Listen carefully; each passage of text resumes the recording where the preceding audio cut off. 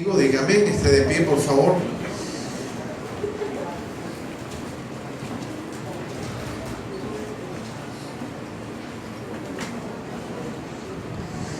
Te encarezco delante de Dios y del Señor Jesucristo, que juzgará a los vivos y a los muertos en su manifestación en su reino, que prediques la palabra, que instes a tiempo y fuera de tiempo, redarguye, reprende, exhorta con toda paciencia y doctrina, porque vendrá tiempo cuando no sufrirán la sana doctrina, sino que teniendo comezón de oír, se amontonarán maestros conforme a sus propias concupiscencias, y apartarán de la verdad el oído y se volverán a la fábula. Pero tú sé sobrio en todo, soporta las aflicciones, haz obra de evangelista, cumple tu ministerio, porque yo ya estoy para ser sacrificado y el tiempo de mi partida está cercano. He peleado la buena batalla, he acabado la carrera, he guardado la fe. Por lo demás me está guardada la corona de justicia, la cual me dará el Señor juez justo en aquel día, y no solo a mí, sino también a todos los que aman su venida. Amén. Puede sentarse. Muy amable, muy gentil por estar de pie.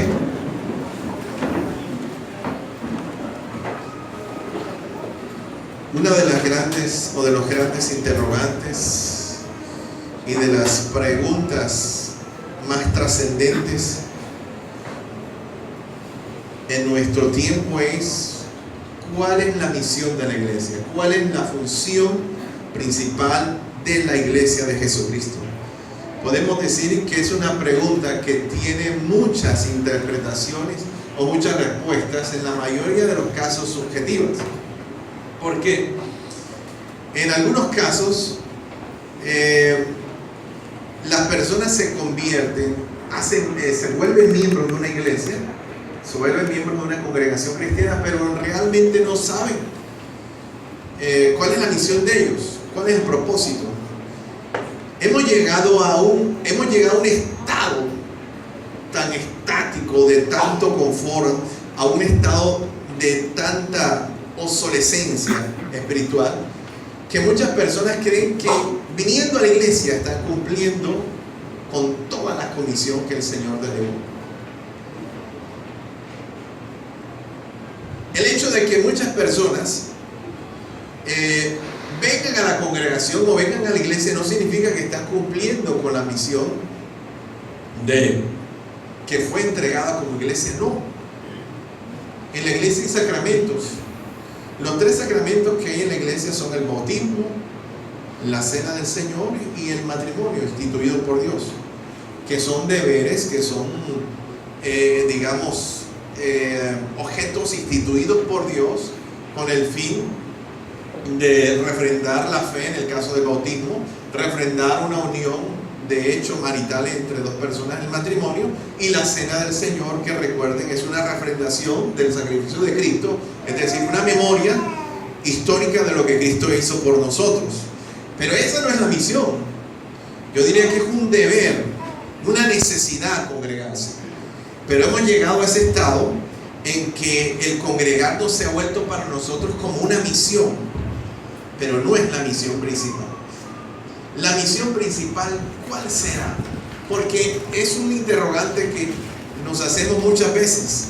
¿Qué es lo más importante o lo que necesita o lo que debe hacer la iglesia de Cristo en este tiempo? Son muchas las respuestas. Mucha gente dirá, bueno, la misión de la iglesia es adorar al Señor, alabar al Señor, ¿verdad? Otro dirá, la misión de la iglesia es orar. Otro dirá, la misión de la iglesia es ayunar. La misión de la iglesia es compartir con los demás, alimentar al pobre, vestir al desnudo. Muchos dirán, y en cierta forma es importante todo aquello, pero voy a apelar a una frase, a una expresión que dijo Martín Lutero por Reforma. Martín Lutero dijo estas palabras: el punto más elevado de la adoración a Dios y de la exaltación a Dios es la predicación. Lo repito, Martín Lutero dijo: el punto más elevado de la exaltación y de la adoración a Dios es la predicación. Y cuando yo leí estas palabras, este tratado de Martín Lutero, me fui allá, Me acordé de la mujer samaritana, porque la mujer samaritana nos ha visitado durante 3 domingos. Nos visitó el domingo antepasado, creo que mi esposa también tocó el tema y habló de la mujer samaritana. Y yo también recordé a la mujer samaritana, porque cuando Martín Lutero dice que el punto más alto de exaltación a Dios es la predicación, me acordé que cuando Jesús la confronta, ella inmediatamente dice: me parece que tú eres el Cristo. Perdón, dice: nosotros estamos esperando al Cristo que ha de venir, el Mesías prometido. Y el Señor le dice: yo soy el que contigo habla. Entonces, en ese momento, el Señor Jesús transforma la predicación o el evento del testimonio o de la ministración que le está haciendo espiritual a la mujer, lo cambia por la expresión, lo cambia en adoración. Hay una transición de predicación a adoración, porque la mujer, cuando recibe la revelación, Jesús le dice: yo soy el que habla contigo, yo soy el Mesías que ustedes están esperando. Porque aunque usted no lo crea, así como los judíos en Jerusalén están esperando al Mesías, y usted ve, hay unas cámaras, usted puede entrar por internet y buscar cámaras 24 horas. Israel está conectado 24 horas, el muro de los lamentos, la antigua ciudad, está conectada, tiene alrededor de unas 20 cámaras, y usted puede entrar y ver las oraciones que todo el día están haciendo los judíos. Los rabinos están frente al muro de los lamentos orando, pidiéndole a Yahweh que envíe al Mesías. Ellos tienen 24 horas porque ellos están esperando que cuando aparezca el Mesías, ellos lo van a registrar. Ellos van a tener el registro histórico de ese momento, cuando aparezca el Mesías. Imagínense, cuando apareció el Mesías, no se dieron cuenta. Y no llegó para que lo observaran todas las naciones. Llegó, recuerden, a un mesón. Nació en medio de una pesebrera el Hijo del Dios viviente. Ahora, ¿por qué traigo esto a memoria? Porque los judíos están esperando al Mesías, pero los samaritanos también lo están esperando. Así como usted ve que los judíos adoran en el muro de los lamentos y están continuamente haciendo oraciones para que el Mesías venga, allá donde están las ruinas del antiguo templo en la ciudad de Jericín, la ciudad futurista de Nablus, así se llama la ciudad en este momento. Busque en Google Nablus, y Nablus es la ciudad donde se encontraba el templo de Samaria. Ellos también tienen ruinas. El templo de los samaritanos fue destruido, y allá en medio de esas ruinas también están los sacerdotes samaritanos, así, pidiéndole al Mesías que regrese, que vuelva a esta tierra. Están esperando a alguien que ya vino, pero que no les ha sido revelado. Esa es la diferencia. Usted que esté sentado, ya a usted le fue revelado.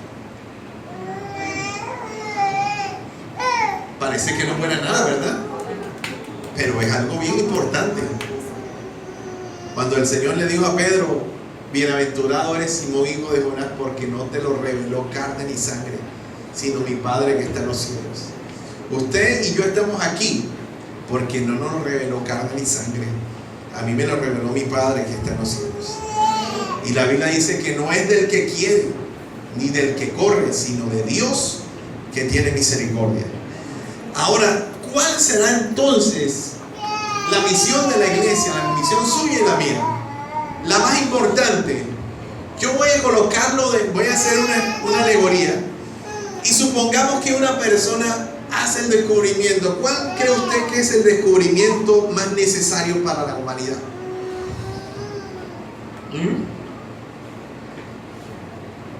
Sí, dígalo. Yo creo, bueno, partiendo de la experiencia familiar que uno, el momento que estamos pasando familiarmente, yo diría que la cura contra el cáncer, ¿verdad? ¿Usted sabe cuántas personas están luchando por vivir mientras nosotros estamos luchando por saber qué tipo de champú usamos, sin sal o con sal? ¿Usted sabe cuántas personas están luchando por comer, intentar comer, y nosotros nada más queremos comer el salchipapa a los jóvenes? No nos gustan los jugos, no nos gustan ni las meriendas. Miren, ahora que estábamos enfrente a la habitación del hermano Pedro, hay una niña de 16 años que tiene leucemia, pero de la más agresiva. Y medio abrieron así la puerta y yo le le estaban colocando plaquetas, tenía una bolsa de plaquetas. Y logré hablar tiene las visitas restringidas. Una niña de 16 años es alta, pero esa niña estaba prácticamente también desahuciada por la mesa. Una niña de 16 años que está empezando a vivir. Y entonces uno diría, lo más importante que el mundo necesita es la cura contra el cáncer. Pero ¿sabe una cosa? ¿Qué pasaría si alguien descubre la cura contra el cáncer y después que la descubre se queda callado y solamente la aplica a la persona cercana a él, a la persona de pronto por la cual hizo esa investigación? De pronto su esposa estaba muriendo y logró el científico descubrir la cura contra el cáncer y le hizo el tratamiento a su esposa y logró salvarla de la muerte, pero después de eso la guarda y no la comparte con nadie. ¿Cómo catalogaríamos a esa persona? ¿Egoísta? Yo diría como un asesino también, ¿verdad? Porque pudo salvar la vida de muchas personas. ¿Verdad que sí? Ocultar algo que puede salvar la vida de muchas personas, de muchas familias. Evitar el dolor, el luto, la quiebra, porque una enfermedad como el cáncer no solamente destruye la salud, destruye la familia, sino destruye también la economía de las personas. Amén, iglesia. ¿Qué pasaría? ¿Qué diría usted? Pues yo le digo que nosotros estamos haciendo lo mismo, porque nosotros tenemos aquí la cura para muchos de los males que la humanidad está pasando. Esta es la cura, mejor que la cura contra el cáncer. Pero ¿sabe qué hacemos nosotros? La tenemos guardada y no la hemos participado los demás. Amén, iglesia.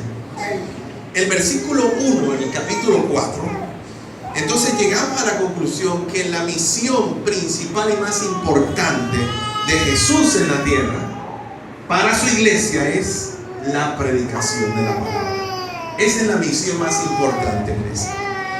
Ahora, el versículo número 1 dice: te encarezco delante de Dios y del Señor Jesucristo, que juzgará a los vivos y a los muertos en su manifestación y en su reino. Lo primero que debemos entender es la importancia o lo trágico de lo que está haciendo Pablo. ¿Usted sabe qué es encarecer? Encarecer es confrontar, poner a alguien cara a cara, como cuando uno dice así: deja que lo vea, me lo va a tener que decir a la misma cara, sostenérmelo en la cara, así como nosotros hablamos así, porque usted sabe que estamos en los tiempos donde la gente falta el respeto respetuosamente, ¿sí o no? La gente dice ahora con todo el respeto y te insulta. Antes no le decían uno eso, pero no lo insultaban. Pero el apóstol Pablo dice: te encarezco. Y escuche esto: cuando yo digo encarezco, es precisamente, ven acá, Daniel, ven acá, ven, tú, sí, Daniel y Samuel. Imagínense, voy a ir con Daniel y Samuel, estoy yo aquí más caído. Ponte el nombre que tiene. Samuel. El apóstol Pablo, ven Elías, sí, el tremendo nombre que tienen estos pelados. El apóstol Pablo le dice a Timoteo: Timoteo,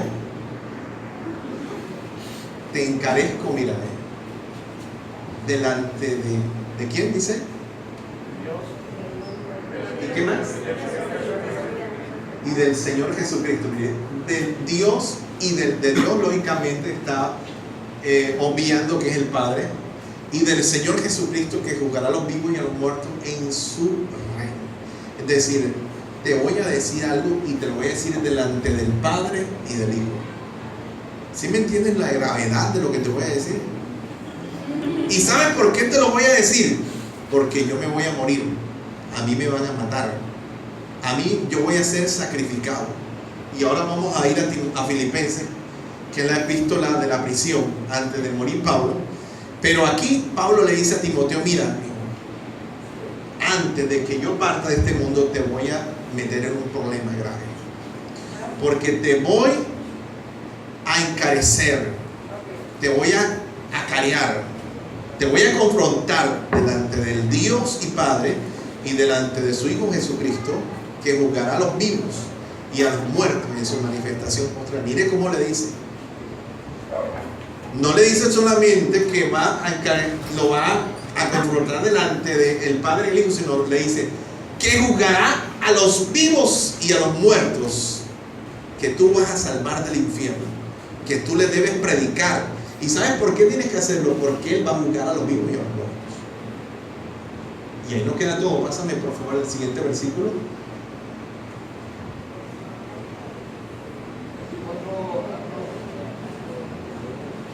Que prediques, escuchen, la palabra delante del Padre y del Hijo. Que prediquen la palabra, que instes a tiempo y fuera de tiempo, redarguye y reprende, exhorta con toda paciencia y doctrina. Ya me entiendes, te voy a dejar ese pequeño problema para que lo resuelvas. Muchas gracias. Vamos a pasar, güey, está intimidado. Pero eso es lo que hizo. Te encarezco, te voy a carear, te voy a confrontar delante del Dios y Padre de nuestro Señor Jesucristo. Y me llama la atención porque lo dice de una vez, que ha de juzgar a los vivos y a los muertos en su manifestación y en su reino. Que prediquen la palabra, que instes a tiempo y fuera de tiempo, redarguye, reprende, exhorta con toda paciencia y doctrina. No tiene ninguna ciencia predicar. Aquí la palabra clave, porque yo le estoy hablando de algo que es obvio. Yo estoy redundando. Es más, la iglesia tiene que redundar porque Dios redunda. Recuerda cuando el Señor utilizaba la famosa frase, oíste que fue dicho, ya tú sabes lo que te voy a decir. Ya tú sabes lo que yo te voy a hablar. Porque hay gente que cuando uno medio está leyendo ya el pasaje dice, ya yo sé que van a predicar. Ya yo sé de qué van a hablar. Pero resulta que lo que voy a hablarle, le voy a predicar, se lo tengo que repetir porque no lo están haciendo. Y el apóstol dice que prediquen la palabra. Pero la palabra, el verbo clave acá es instes, que instes a tiempo y fuera de tiempo. Porque yo le voy a leer a usted la nueva traducción viviente acerca de este pasaje, que es un pasaje, como lo decíamos al principio, trágico.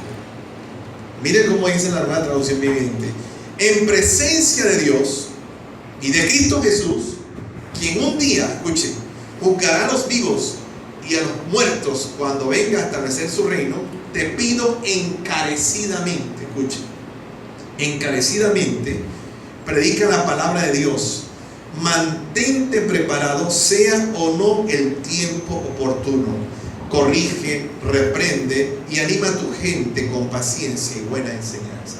¿Cuál fue la palabra que le rayó la cabeza? A mí me la rayó la cabeza. A mí me raya la cabeza un versículo y lo copio y me pongo a investigar porque algo pasó ahí. Se produce como un cortocircuito ahí.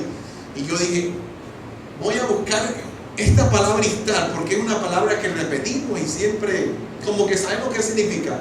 Pero la nueva traducción viviente dice lo siguiente: te pido que prediques la palabra de Dios, sea o no sea el momento oportuno. Eso es.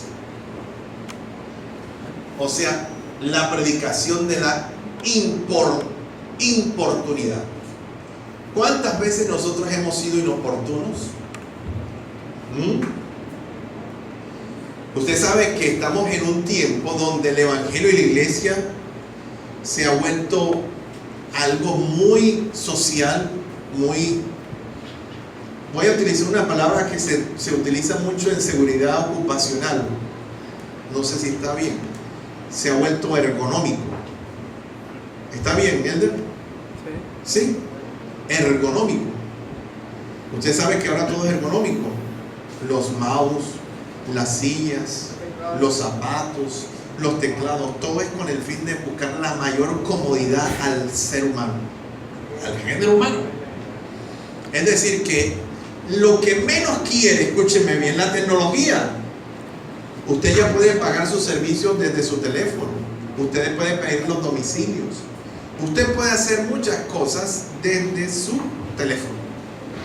Es decir, que lo que menos quiere, escúcheme, el sistema mundial es que la gente se sienta incómoda. Se siente incómoda. Y eso ha trascendido a la iglesia. Por eso el mensaje ha cambiado. El mensaje de ahora es un mensaje de amor, de reconciliación, de perdón, pero es un mensaje cómodo. Es decir, la persona se siente cómoda en la iglesia. La persona se siente que la iglesia es agradable, se siente confortable. Es más, nosotros cuando estuvimos en Bogotá, las iglesias en Bogotá tienen restaurantes enfrente. Yo estuve haciendo un trabajo en una iglesia hace 15 días y la iglesia tenía al lado una cafetería. Y la cafetería estaba abierta durante el culto. Y la gente que quería de pronto se estaba durmiendo durante el mensaje, porque usted sabe que a mí me gusta investigar. Yo estaba haciendo el trabajo y salí antes del culto, ¿verdad? Y eso fue antes del servicio y le pregunté a la hermana que estaba, oiga hermana, ¿y esta cafetería que ahora abre? Y dice, no, esto abre antes del culto y se acaba y cerramos cuando se va todo el mundo.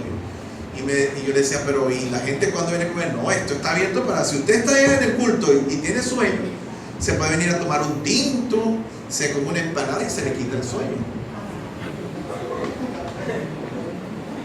¿Sí? Si usted de pronto tiene un sofá, pero daban ganas hasta de acostarse.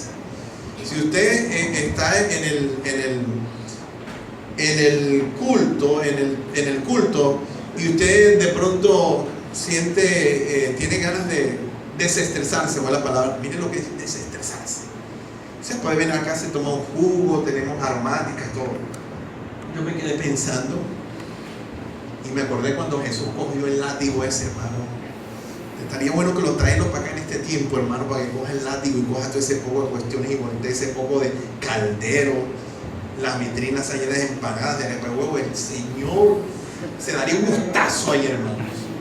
El poco de té, helado, masmelo, ese era un avivamiento de comida. Imagínense, ya el culto había empezado y qué cantidad de jóvenes hay, hermanos. Miren, el apóstol dice, tú tienes que predicar aunque seas inoportuno. ¿Eso qué significa? Aunque la gente sienta que le estás fastidiando y le estás molestando,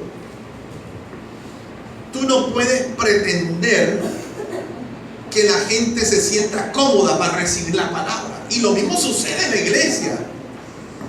Lo que nosotros intentamos hacer es que haya un ambiente, escúcheme, agradable, pero mi intención y la de Dios es que usted se sienta cómodo, porque yo tengo que venir a la iglesia a incomodarme, porque en la iglesia yo me incomodo para que Dios me acomode entonces a través de su palabra.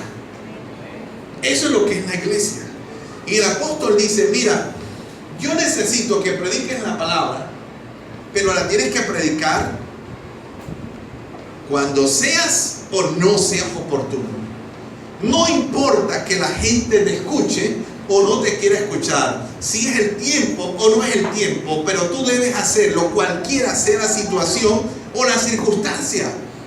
Hay gente que dice, no es el momento de hablar de Dios, no es el momento de predicarle, no le digas nada porque si le dices algo nos van a echar de la casa, te van a echar del trabajo.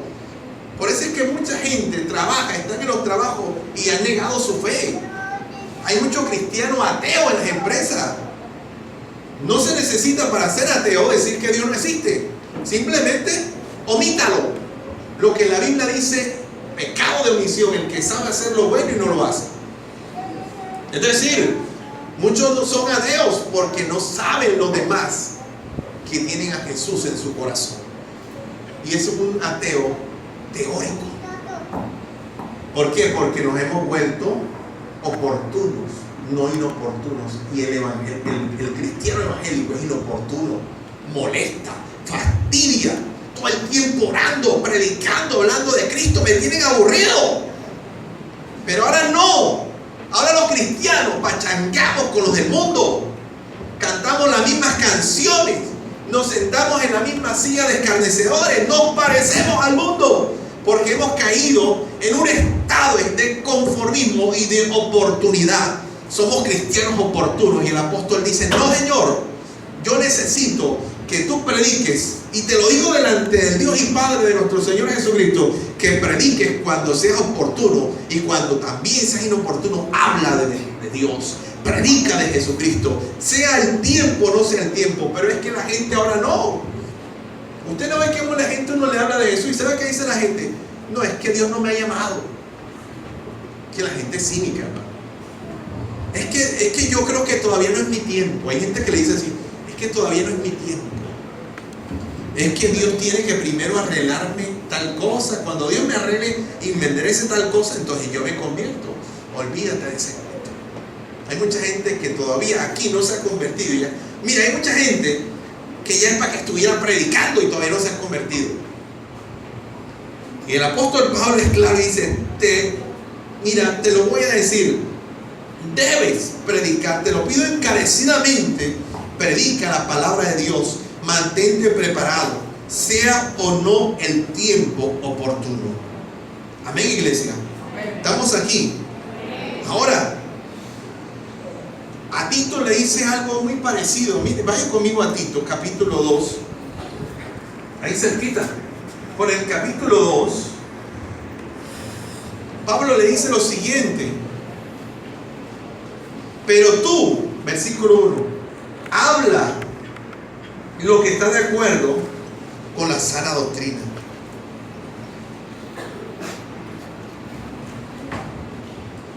¿Qué dice? Habla lo que está de acuerdo a la sana doctrina. Que los ancianos sean sobrios, serios, prudentes, sanos en la fe, en el amor, en la paciencia.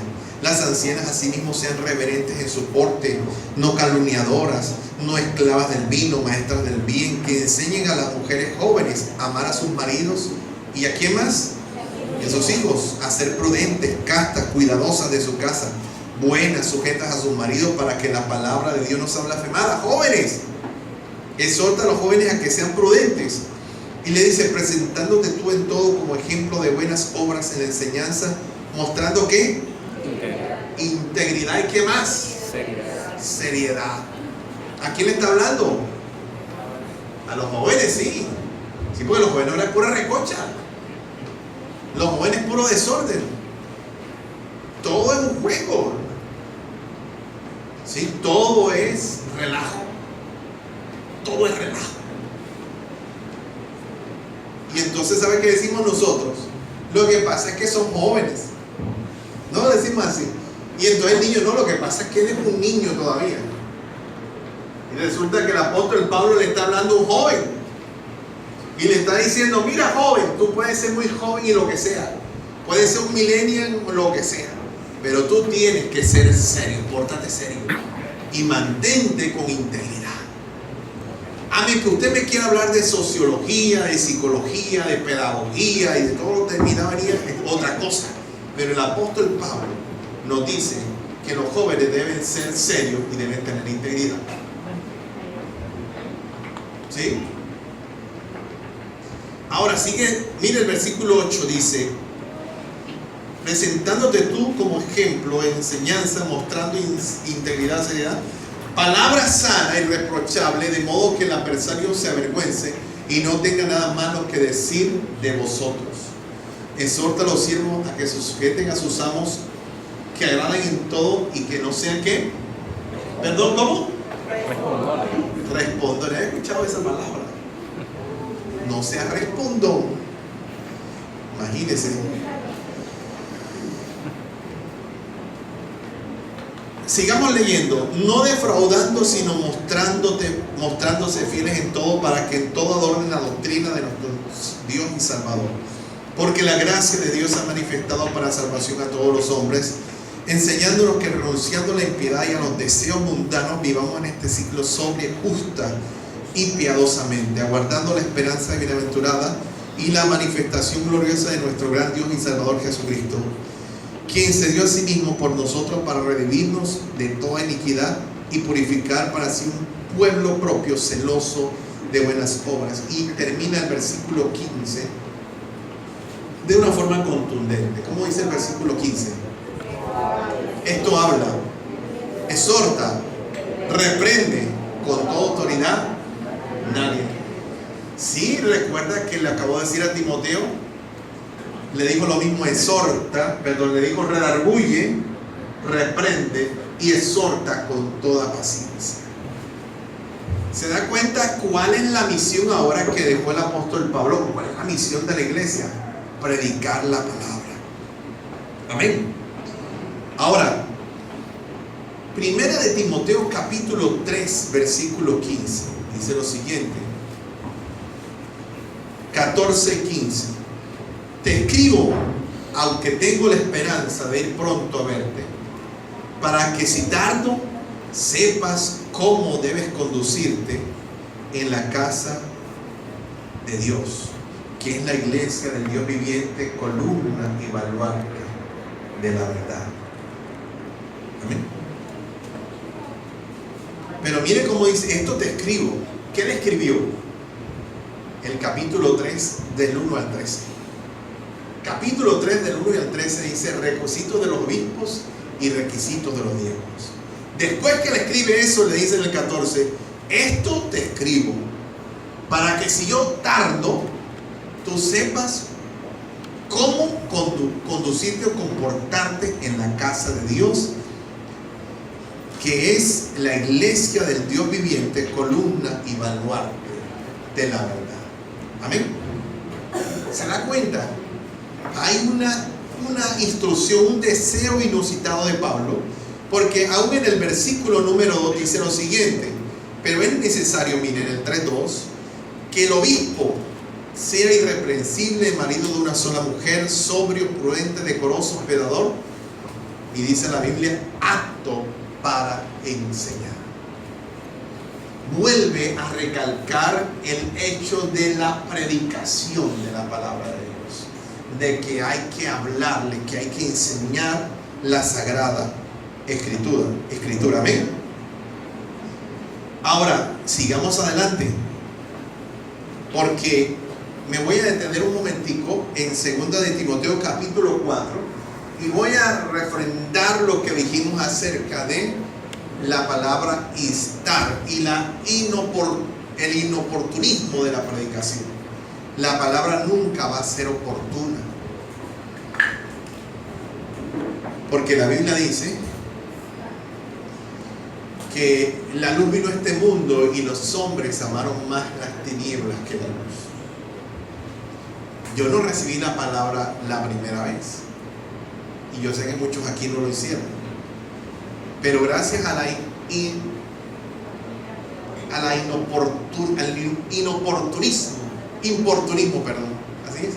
importunismo de la persona que me predicó, estoy en este lugar. Dice que prediquen la palabra, que istes a tiempo y fuera de tiempo. Me voy a detener en la expresión iste, porque aquí tengo la etimología de la palabra. La etimología de instar viene de un prefijo in, que es epi, que significa encima, sobre, que está superpuesto en orden, en lugar y en tiempo. Ahora, ¿sabe cuál es el origen de la palabra instar? Es una palabra que tiene un origen muy particular, porque esta palabra se originó o está asociada al evento de los préstamos. Cuando una persona prestaba un dinero en la antigüedad, la persona a la que prestaba el dinero y no le querían pagar, esa persona que era el acreedor al que le debían la plata, estaba encima de la otra persona, es decir, andaba encima cobrándole, insistiéndole. ¿Recuerdan la época de los chepitos aquí en Colombia? Yo creo que ustedes alcanzaron a ver. No sé si aquí todos son millennials o hay generación X aquí. Pero los chepitos eran unas personas, vamos a hablar de historia a los jovencitos de hoy en día. Los chepitos eran personas que se vestían como frac, con un vestido, con un sombrero y se colocaban en la puerta de la casa de las personas que tenían deudas. Cuando uno veía una persona de esas vestidas como con un sombrero de copa, una ropa elegante y un maletín, en la puerta de una casa uno sabía que esa persona era mala paga. Esos eran los famosos chepitos. Y entonces decía, ay, fulano le debe a alguien, mala paga. La persona no iba a cobrar, simplemente se colocaba ahí para que el otro pagaba y ya se quitaba. Bueno, algo así es el origen de la palabra instar, es decir, estar encima de alguien, acosándolo para que pague, para que te devuelva el dinero, para que dé lo que tú le prestaste, te lo dé. Eso es lo que es instar, es el origen de la palabra. Ahora, el significado dice lo siguiente, escuchen: instar es pedir que se haga, con insistencia que se haga algo, o urgir la pronta ejecución de una cosa, presionar, obligar mediante la fuerza a la autoridad a que se haga algo con rapidez, apremiar, urgir. Eso es lo que significa instar. Y hemos llegado a la conclusión que la palabra instar es una palabra de inmediatez, de prontitud, de rapidez. Es una palabra que implica, tenemos que hacerlo desesperadamente, tenemos que estar encima. Escúchenme, si hace un momento decíamos que instar representaba predicar a tiempo, fuera de tiempo, predicar cuando fuera o no fuera la ocasión. ¿Quién predica en una fiesta para ver? Nadie, la gente va a la fiesta a comer. En el trabajo, ¿cuántos predican? La gente va y dice, no, yo voy a trabajar porque si me ve el jefe me botan de la empresa. ¿Quién predica en el colegio? Dice, yo voy a estudiar. ¿Sí me entiende? ¿Dónde entonces lo hacemos? Pero el Evangelio dice que debemos predicar sea o no el momento. Pero ahora el significado de estar es estar encima de alguien también. Encima de alguien, acosarlo, no dejarlo respirar, molestarlo, inquietarlo, desesperarlo. Pero estar encima de esa persona, ¿verdad? Mire, yo estuve leyendo la historia de Justino Mártir, que fue uno de los primeros mártires de la iglesia primitiva, y estuve leyendo la biografía de Justino Mártir. Y Justino Mártir era un hombre, un pensador muy importante, un sabio de la época. Y resulta que Justino Mártir había un anciano en Jerusalén que predicaba. Y ellos hacían viajes en barcos. Recuerda que era uno de los medios de transporte de la antigüedad predilectos. Y él siempre le sacaba el cuerpo a Justino, al anciano predicador, porque hay un cristiano que se monta y le comienza a predicar a todo el mundo de Jesucristo. Y resulta, hermanos, que ese día, como cosa rara, el barco no llevaba pasajeros, sino al viejito predicador y Justino Mártir. Y Justino, cuando vio al viejito, se quiso bajar y ahora, pero necesito viajar. Y se tuvo que aguantar el viaje de día y medio con el viejito, hablándole todo el tiempo de Jesucristo, hablándole de Jesucristo, para no alargarle la historia. Al siguiente viaje,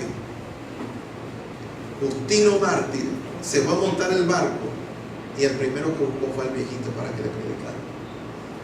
Y Justino Mártir, como lo dice la palabra, fue un mártir, uno de los primeros de la iglesia cristiana, y da testimonio de que su conversión fue a través de un viejito inoportuno, cansón, pegajoso, regalado. Así tiene que usted ser con las personas. ¿Sabes quién es Jesús? ¿Sabes que alguien te ama? ¿Sabes que alguien dio la vida por ti? ¿Sabes que alguien murió por tus pecados? ¿Sabes que alguien puede ayudarte en tu situación, en tu condición, en tu problema? Mire, nosotros lo que nos está diciendo la Biblia es que tenemos que estar encima de las demás personas. ¿Me está escuchando, iglesia? Así como estamos encima de alguien cuando necesitamos un empleo, ¿verdad? Así como los políticos están encima de nosotros ahora en el tiempo de las votaciones, que nos llaman, que nos mandan WhatsApp, que nos prometen cosas, y tiene que usted estar detrás de todo el mundo por causa de la predicación, porque Dios te encareció delante del Padre y del Hijo a que predicaras la palabra. Amén. Amén, iglesia. Ahora, qué interesante lo que significa estar encima de alguien, acosarlo, como decían por acá, ser intenso. Así como cuando te enamoraste, ¿verdad? ¿Cómo es que dice? Más intenso que novio feo. Así que dice, o que novia fea, ¿verdad? El novio y la novia fea llegan temprano a la cita, ¿verdad? Eso llegan tempranito, porque después dicen, si llego tarde, pronto me dejan plantado. Más intenso, llama a cada instante, manda mensajes. Escúcheme, nuestra intensidad debe ser un motivo para predicar la palabra de Dios. Iglesia, estoy hablando de algo que usted, no le estoy diciendo algo nuevo, pero que usted y yo debemos hacerlo constantemente. Hablar de Jesucristo. Amén. Ahora me voy a meter en la casa de Pablo. En Filipenses capítulo 1, voy a terminar con el apóstol Pablo. En Filipenses capítulo 1, después de entender dos cosas interesantes que yo he aprendido a través de este mensaje de hoy. El primero es que el mensaje, la predicación es inoportuna. Sea oportuna o sea inoportuna, debemos hacerlo, nos digan prudentes o imprudentes. Así tiene que ser. Lo segundo, que la predicación debe ser intensa, continua, constante, acosadora. Imagínense si la gente predicaba ahora como utiliza las redes sociales. Imagínense si por cada foto que ponen la juventud hoy en día le hablara a alguien de Cristo. Si por cada estado la gente se come un bocachico y pone el bocachico con el patacón, aquí comiendo la bendición de Dios. Están en una piscina y pone los pies así y al fondo de la piscina, disfrutando las maravillas del Señor.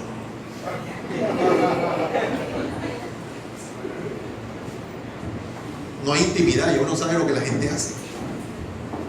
¿Quiere averiguar a las personas? Métase a los estados y ve lo que están haciendo. Están comiendo helado, están comiendo algo, están tomándose una Corona, una cerveza, pero las personas testifican todo el tiempo lo que hacen. O sea, andan encima de los demás con sus fotos y sus cuestiones y sus redes sociales. Pero ahora mire lo que dice el apóstol Pablo en el capítulo 1. Voy a terminar con esto. Y no le voy a decir que voy a terminar para que usted, que está cansado, que de pronto... No, Señor. La casa es para dormir, la iglesia es para escuchar la palabra de Dios. Dice la palabra de Dios. Escuche esto. Capítulo 1. Quiero que sepáis, hermanos, capítulo 1. El 12. ¿Ya lo tienen? Quiero que sepáis, hermanos, que las cosas que me han sucedido han redundado más bien para el progreso del Evangelio, de tal manera que mis prisiones se han hecho patentes en Cristo en todo el pretorio y a todos los demás. Y la mayoría de los hermanos, cobrando ánimo en el Señor con mis prisiones, se atreven mucho más a hablar la palabra sin temor. Vale. ¿Sabe desde dónde habló Pablo? Pablo duró 2 años en una casa alquilada. A Pablo le dieron casa por cárcel. Como decimos hoy, casa por cárcel. 2 años duró en una reclusión y en una casa alquilada. Lo tenían retenido. Cuando usted le pregunta ¿cómo le va? ¿Cómo estás? ¿Cómo te va? ¿Usted qué responde? Bien, gracias a Dios, ¿verdad? Pablo no hablaba de esa forma. Pablo decía palabras más, palabras menos. Si al reino de Dios y a la iglesia le va bien, a mí me va bien. Si a la iglesia y al reino de Dios le va mal, a mí me va mal. Por eso él empieza diciendo: quiero que sepan que las cosas que me han sucedido han redundado más bien para el progreso del evangelio. Él está diciendo: miren, lo que me está pasando a mí está sirviendo para que le vaya bien al evangelio. Oiga, qué tremendo, Pablo. ¿Ah? Cómo Dios escogió a ese hombre para enseñarnos tantas cosas. Yo le doy gracias a Dios por Pablo, porque Pablo está diciendo ahí: si a la iglesia le va bien, a mí me va bien. Pero si a la iglesia le va mal, a mí me va mal. ¿Eso qué significa? Un sentido de pertenencia. Mire, a uno a veces le da miedo, se lo voy a confesar, porque la oración pastoral es confidencial. Muchas veces usted no sabe ni cómo ora uno. Es más, uno a veces no sabe ni cómo orar. Porque un pastor, vamos a orar para que Dios te dé el trabajo, y Dios le da el trabajo, y entonces ya no lo volvemos a ver a la iglesia. Estoy ocupado, no tengo tiempo, pastor. Es que usted sabe que tengo que cuidar mi trabajo, porque usted sabe que a mí me costó conseguir uno. Yo le puedo decir: está bien, perfecto, cuida tu trabajo, pero ¿y tu alma? ¿Dónde está tu alma? ¿Dónde queda tu compromiso con Dios? ¿Me está escuchando, iglesia?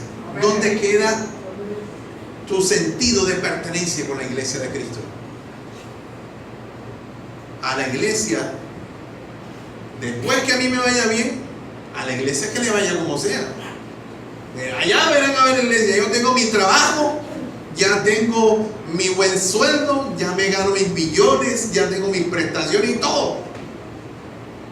Allá verá el pastor cómo hace. Eso no es problema mío. Y no, el apóstol Pablo dijo: si a la iglesia le va, si a la iglesia le va mal, a mí me va mal. Pero si a la iglesia le va bien, a mí me va bien. Y qué hermoso que dice: lo que me está pasando, las cosas que me están sucediendo, han redundado para el progreso del evangelio. ¿Y usted sabe qué le estaba pasando? Estaba preso.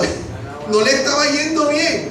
Pero Pablo está diciendo: por lo que me está pasando a mí, la gente está buscando de Dios, está buscando al Señor Jesús. Es decir, que Pablo estaba preso, pero la palabra de Dios, como él mismo dice, no estaba presa. Amén, iglesia. Mire, nosotros debemos entender que muchas veces las situaciones por las que pasamos son oportunidades para que Dios se revele a otras personas, iglesia. Yo le puedo decir abiertamente que mi familia buscó al Señor por mi enfermedad. Hablando en el caso de mi familia, hablando en el caso de mi papá, en el caso del mismo Fabián. Es decir, mi enfermedad sirvió para que ellos abrieran el corazón a Jesús. Así sucede muchas veces.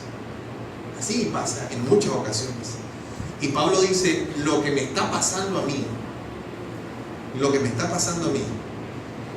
está haciendo progresar el evangelio. Mis prisiones están sirviendo para que el evangelio progrese.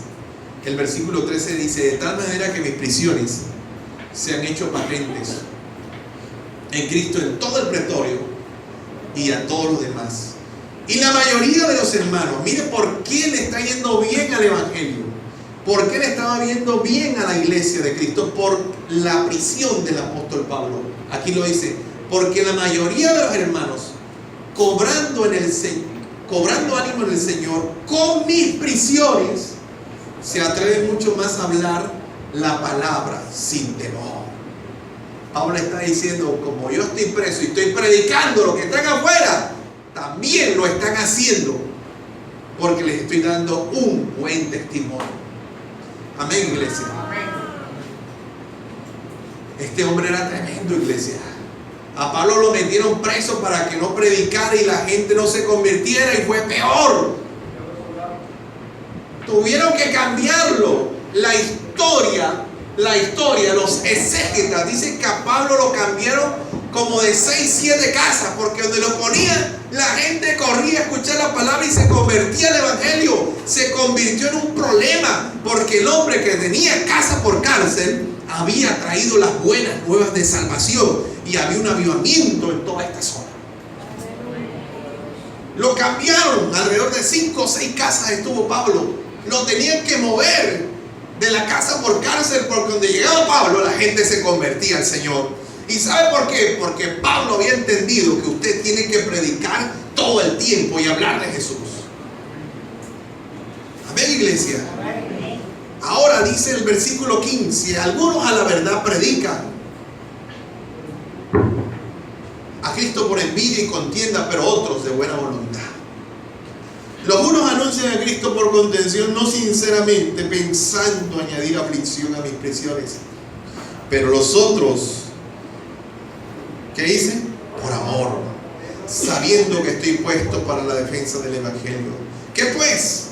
Que no obstante, de todas maneras, o por pretexto, o por verdad, ¿qué dice? Cristo es anunciado, y en esto me gozo, y me gozaré aún. Porque sé que vuestra oración y la suministración del Espíritu de Jesucristo, ¿qué dice? Esto resultará en mi liberación. Mire cómo desemboca, mire dónde va a desembocar, mire esta vertiente donde se desemboca. Conforme a mi anhelo y esperanza de que nada seré avergonzado.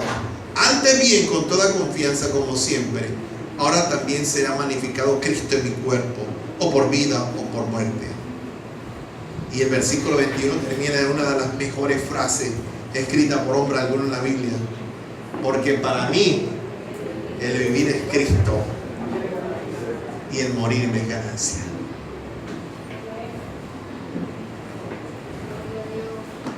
Lo vuelvo a repetir.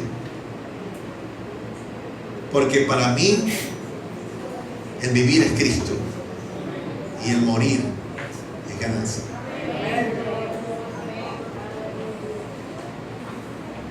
Porque para mí el vivir es Cristo y el morir me es ganancia.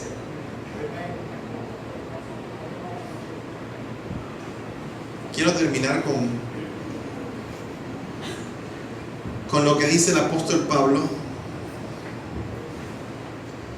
porque termina el versículo 23 diciendo: porque ambas cosas estoy puesto en estrecho, teniendo deseo de partir y estar con Cristo, lo cual es muchísimo mejor, pero quedarme aquí es necesario por causa de vosotros.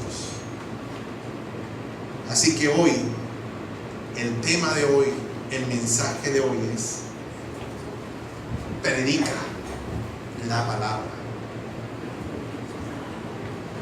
Estamos hablando de la misma. El nuevo mensaje es la misma instrucción de hace 2000 años. Predica por favor la palabra de Dios. Amén.